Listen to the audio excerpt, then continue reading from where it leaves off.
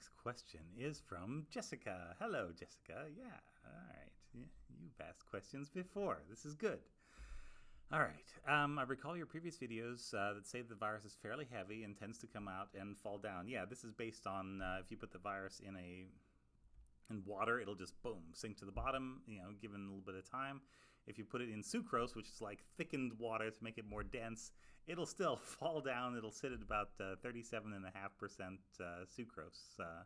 I believe that is weight per weight. Yeah, if you're trying to do this in the lab. So yeah, great. Virus, big thing, heavy thing, right. That helped me feel safer, the question goes on, even without a mask, as long as I didn't go anywhere near anyone. Yeah, right, yeah. However, I recently heard you refer to respiratory droplets as possibly hanging around the air for up to 2 hours. And if that's the case, then what good is social distancing in an enclosed public space? Yeah, think grocery stores and restaurants with many people without a mask. How helpful is a mask if it doesn't seal well in those spaces that might have virus particles lingering in the air? Yeah. This is, in part, me learning new things as this goes on and bringing them to you. Yeah. So I did not even consider respiratory droplets are made of water, which is kind of dumb, right? Yeah, because of course they are. But what's water do? Water evaporates. And you're like, yeah, okay, so what?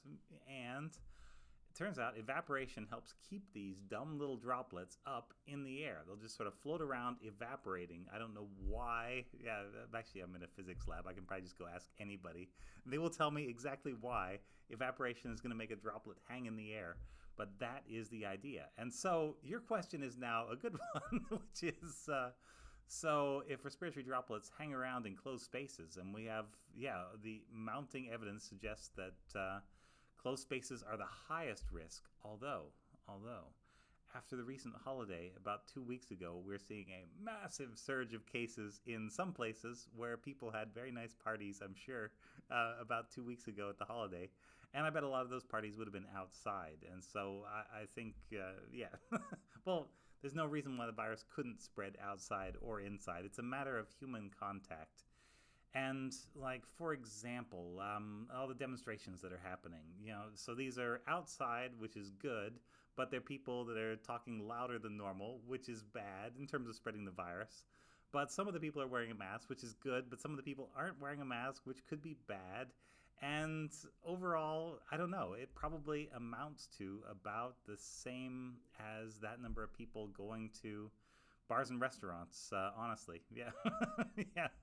And so, when I am at one of these places like a supermarket, I'm seeing what you're seeing.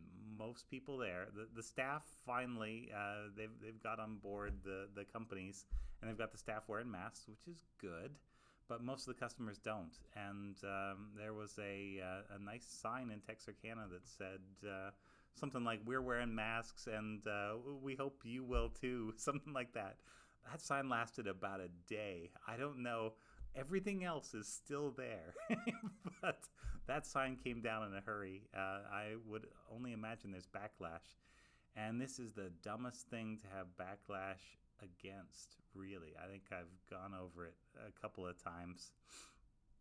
But a lot of the stuff, the exact 6 feet, the little dots on the floor, the one-way systems in and out of buildings, all these things might help. You can model a situation where these things could help to some degree, but nothing helps anywhere near as much as wearing masks when you do those same models. And we're all like, yep, cool for all the other things. That's fine. Nobody's protesting the stickers. But oh my gosh. Oh, people. Yeah, the masks are looking like the key.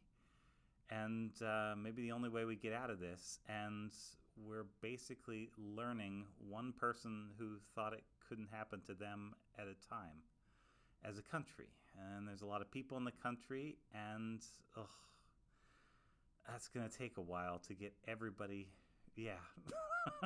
either infected or like awake enough to actually wear a mask. So anyway, we've wandered off, but I think your read on the situation is absolutely right.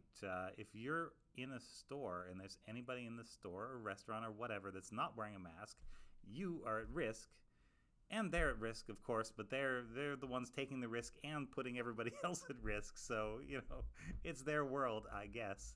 It's just that I wish it wasn't. Yeah, very much so. From Brazos County, where there have been apparently about 5-6 cases a week going along, but then 2 weeks after the holiday, we've jumped up to 40 cases this week. Yeah, this is Ask Dr. Ben, and please put on a mask. But if you're listening to this, you probably are already. Thanks very much. Bye-bye.